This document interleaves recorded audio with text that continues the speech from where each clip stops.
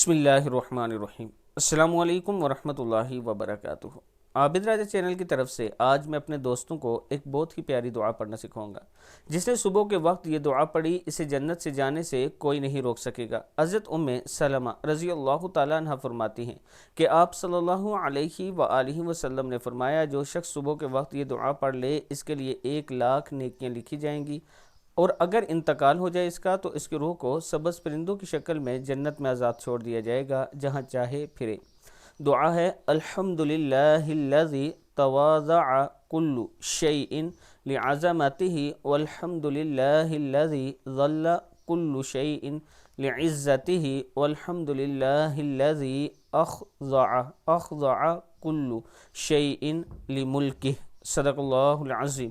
اللہ تعالی ہم سب کو اس پر عمل کرنے کی توفیق دے، اور اس کے ساتھ میں اپنے دوستوں سے گزارش کروں گا کہ ایک یتیم بچے کا گھر شروع کیا ہے، اس میں آپ دوست ضرور تعاون کریں۔ یہ میرا واٹس اپ نمبر ہے، اسی پر ایزی پیسہ اور جائز کیش بھی ہے۔